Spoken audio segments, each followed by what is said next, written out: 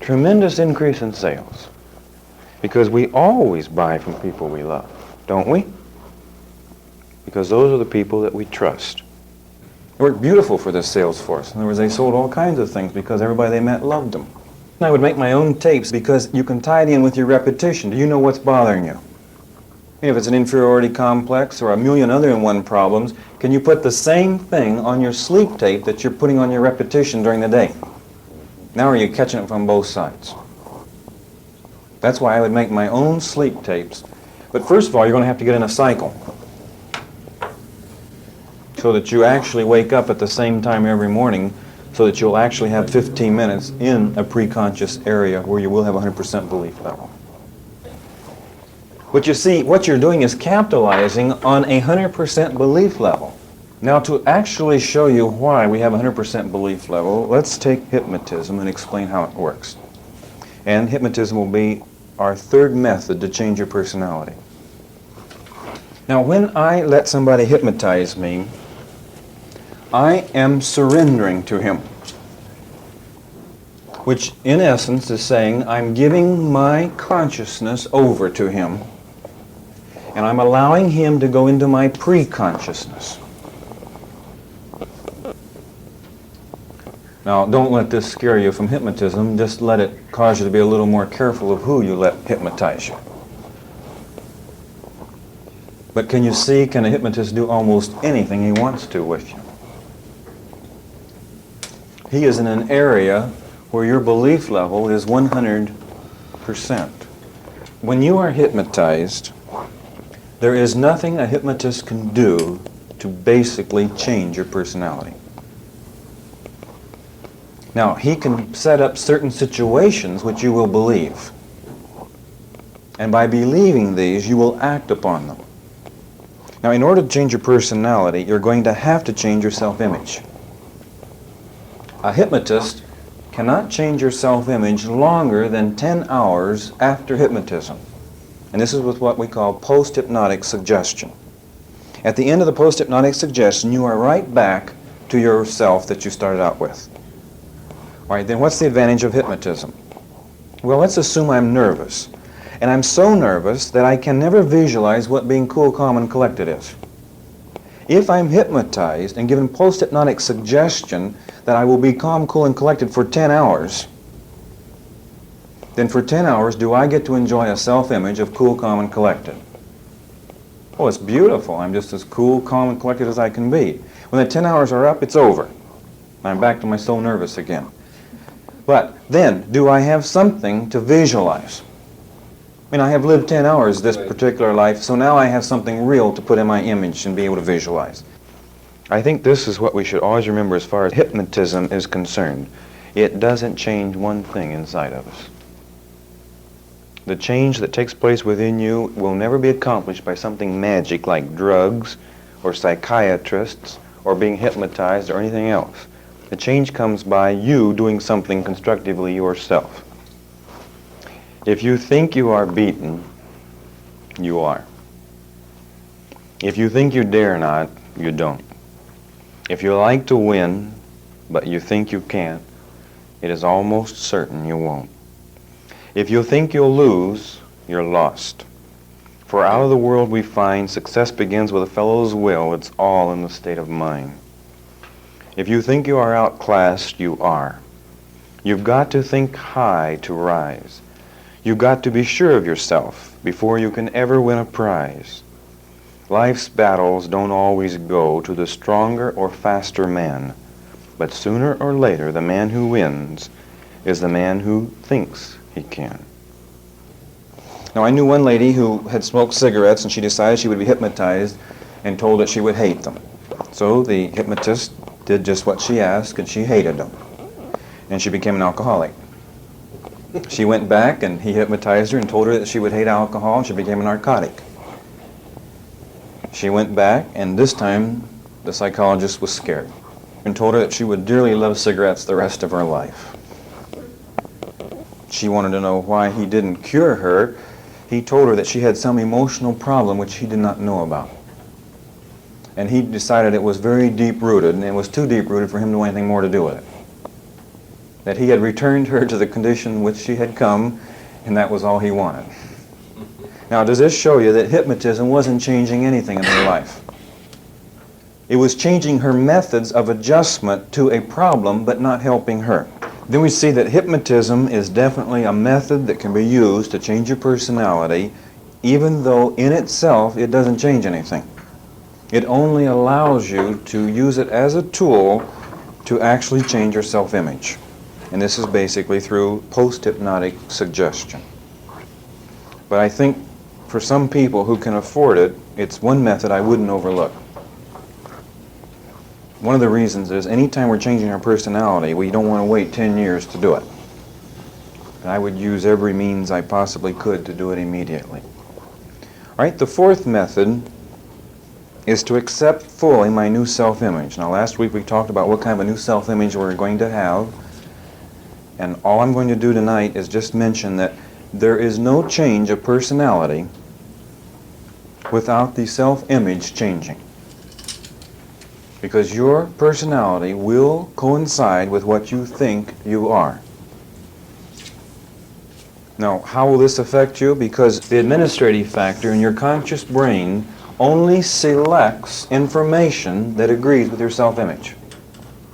Therefore, we say the subconscious is limited in the manufacture of a personality in that the materials provided by the consciousness is only the materials that agree with the self-image. So therefore, do you have a selective procedure in materials, and this is based on your self-image. For example, if you believe you can't do a certain thing, then the conscious brain will screen items so that only items that agree with your self-image will enter your subconscious, which will fortify your belief that you can't. And if there was something that would prove that you could, then it would be to the advantage of the entire system to not know it or not recognize it. If I actually use the wonderful concept of repetition, and I sit here all day long and repeat, and my repetition happens to be contrary to my self-image, what do you suppose will happen? I will become very confused and very frustrated because I will be filling my subconscious with information which will be contrary to my self-image. Now, if I set up an actual battle within myself, who will win out in this battle? The self-image every single time. Now, you're going to be awfully confused. You're going to have tremendous energy losses. In other words, we talk about an energy leak. This will be a tremendous energy leak because the more repetition you use, will you become more confused? Because the repetition is in direct contrast to what you believe you are. Let's assume that I am so nervous, in quotes. So, I believe when a lady says she's so nervous that her self-image is nervous. You ever heard someone say, I'm so nervous? They're telling you a lot. All right, now she has an actual self-image of being nervous. All right, now what if she spends 10 hours a day saying, I'm cool, calm, and collected?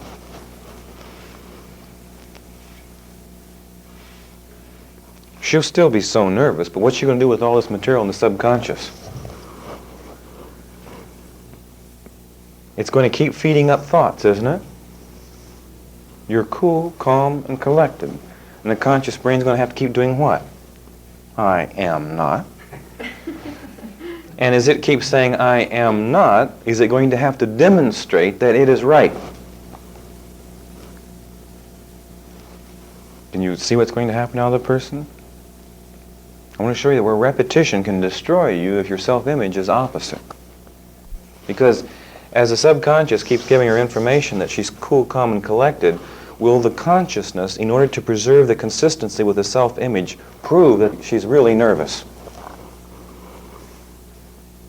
Do you want to put your conscious brain into a state of affairs where it's got to go out of its way to prove you're nervous in order to hold some consistency with the confusion? So we're saying that you should do what? Believe with all of your heart and accept fully a new self-image that is in agreement completely with your repetition.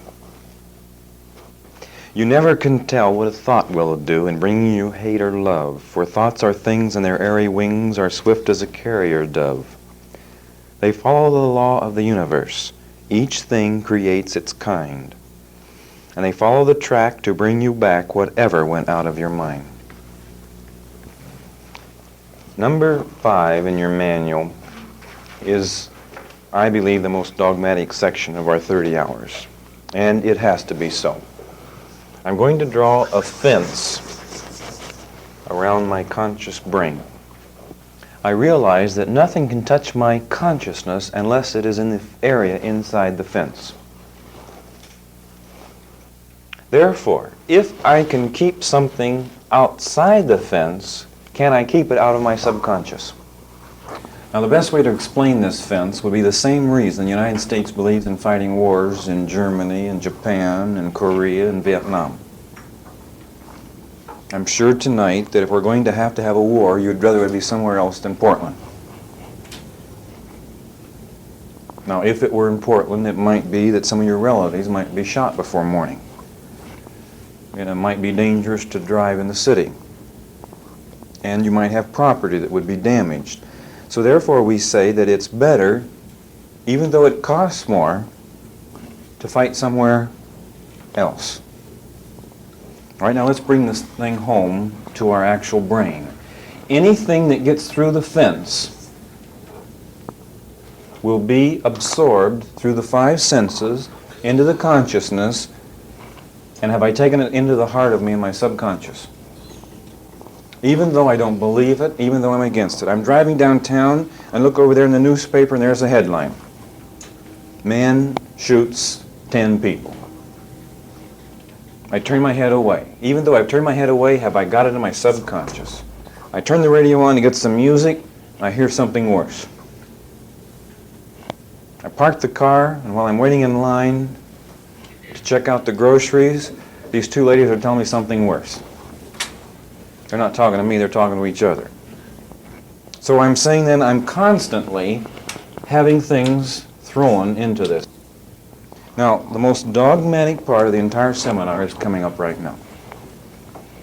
Remember, this is the hardest part of the seminar for a lot of people to accept, and I think it's based entirely on whether you love yourself or not. We're going to go through it slow so you can see the value of it, and then you can be just as dogmatic and fanatical as I am.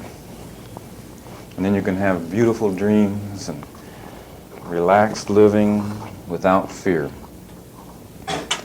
We're going to create a positive environment inside the fence area. Which means, instead of putting up at my gates, which are my 5 senses, the block and the cut and the garbage can that I spoke about earlier, I'm not going to use that as my major line of defense. Well, I'll still use it just as strong as I ever did, but my defense line is going to be moved out to the fence area. Which means I'm going to attack on the fence line before it ever moves in closer. And I would like to go through some points to show you what the attack is. Number 1, know that the thoughts that you hold uppermost in your mind are the ones you're going to act on.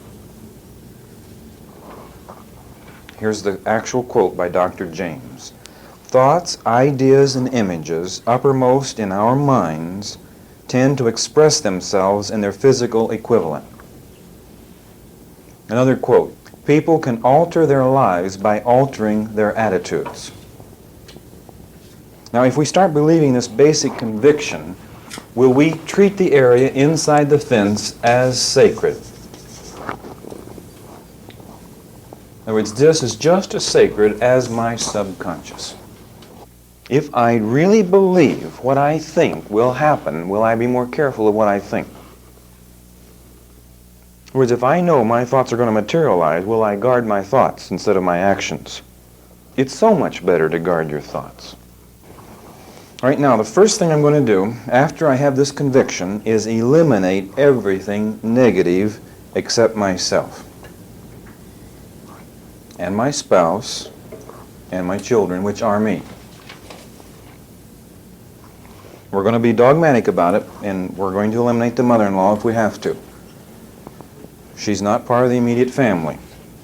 Anything else on the face of the earth has to go that's negative. All right, let's take your work for an illustration. If you're in a work situation such as a welfare worker, and you are filling your subconscious full of negativism all day, will it get through to you eventually?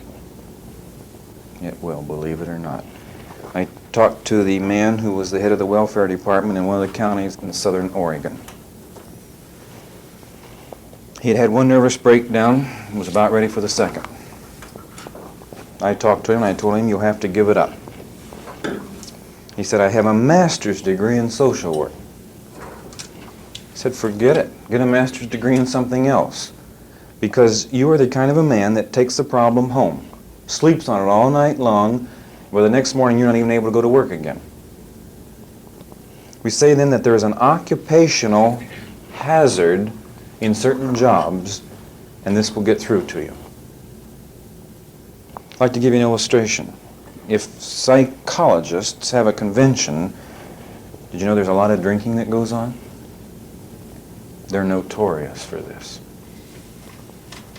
And alcohol is just a method of an adjustment. It's a solution to a problem. Although I don't know of any problem that's ever solved, I think it irrigates them, but it doesn't really solve them. But does a psychologist and a psychiatrist have an occupational hazard? Yes. If you are going into any of these occupational hazard type employments, I would find ways to dilute what goes in. And it could be quite a job if your job is 8 hours long. I heard one couple come to the seminar and they started becoming very positive and they began to attract positive people. And one thing that amazed them more than anything else, the people that they were attracting to themselves were the people that they used to associate with before they become negative. Now here's the amazing part of the story. Did they know when these people had dropped them? No, they did not know it. This is something I couldn't believe. In other words, the people had dropped them when they had become negative, so skillful that they weren't conscious that they had been dropped until the people picked them back up again. Now, are you going to hurt very many feelings when you drop negative people? No, they're so neurotic, they're wrapped up in themselves so much they won't even know the difference.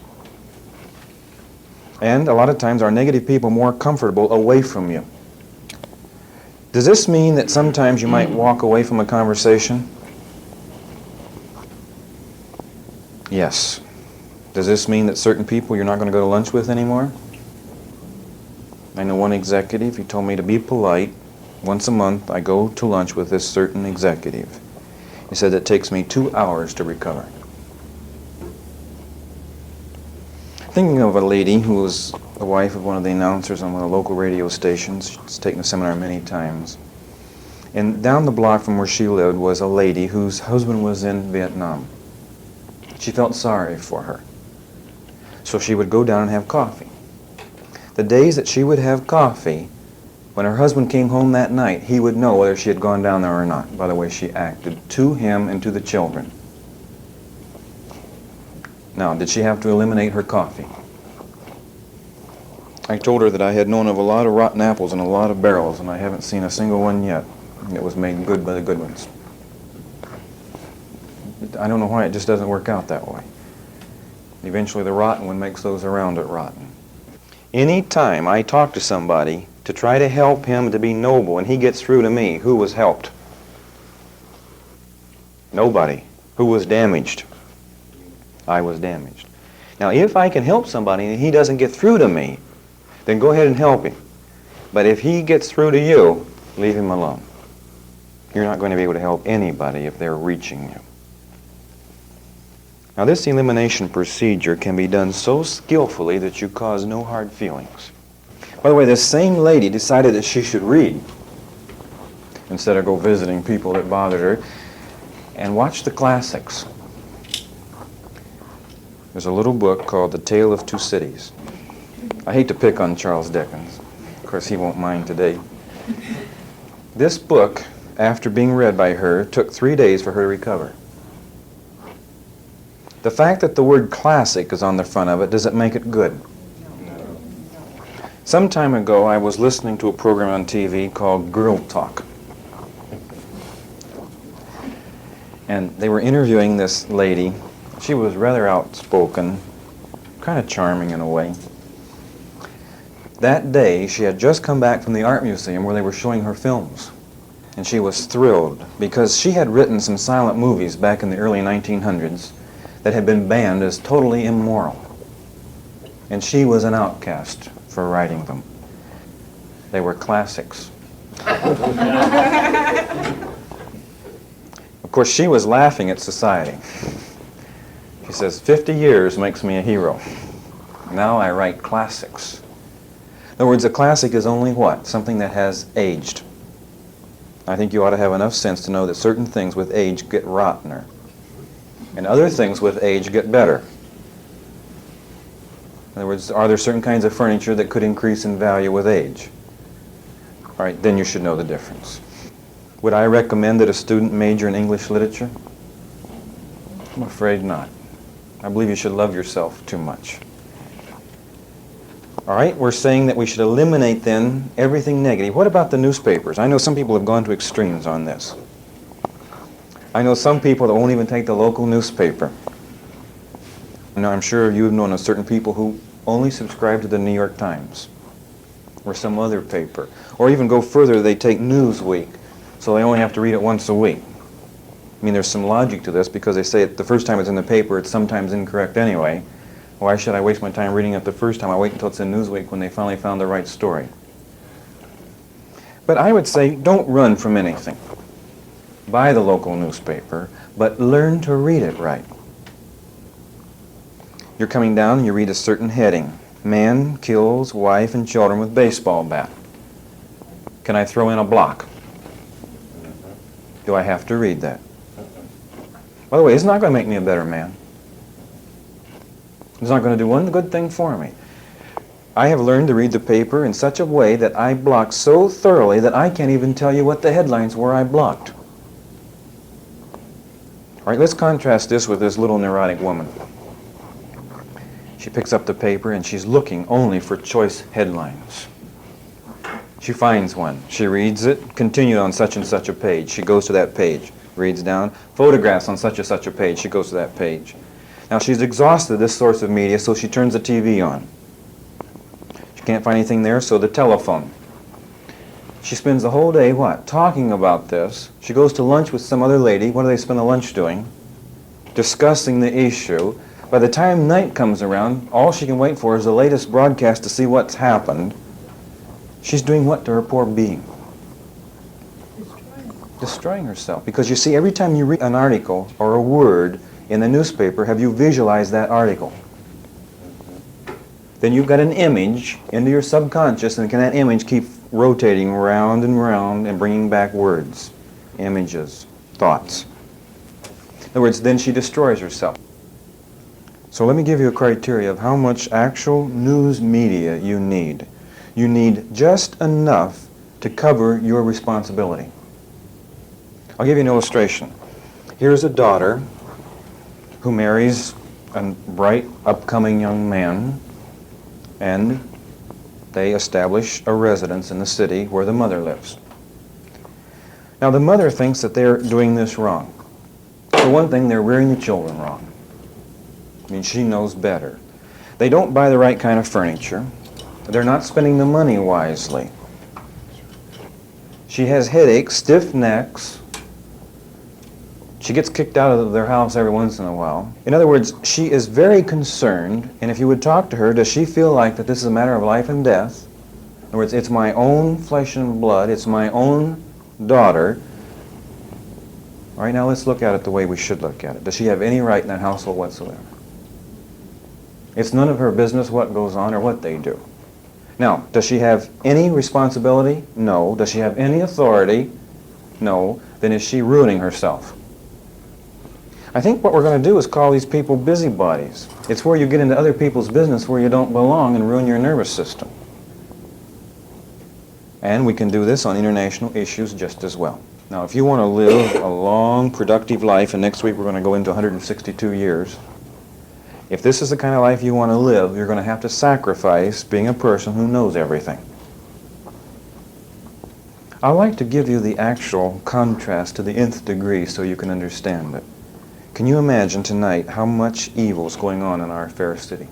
If you knew every single thing tonight that was morally wrong, ethically wrong, that was going on in this city of Portland, as you look at those hundreds of thousands of lights across there tonight, what would happen to your sanity by morning? You'd lose it. All right, now, can you see that you can't possibly do it in the nth degree? All right, the next question is, how far can you go? Well, I suppose you could go until you become quite neurotic. But the point is, are you losing your creativeness? Are you losing the joy of living? And are you shortening your life? Furthermore, can you do anything about what they're doing tonight? No, and if it does get to the point where it bothers other people, do you not have a police department that they are paid to do it? And is part of the money that we give to them hazard duty pay for them to involve and risk certain parts of their life as well as their psychological being to keep order? Then why should I have to fool with it?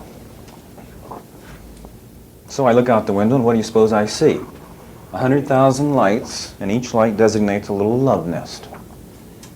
And inside each little love nest is heaven. And isn't that beautiful? Now, by morning, how am I? I've had a good night's sleep, and I think the world's a wonderful place, and I'm ready to live. The other person committed suicide at 6 a.m. I don't really think that you have to be like Eve. I don't really think that the value is there. The price for what Eve goes after, always remember the price tag is death.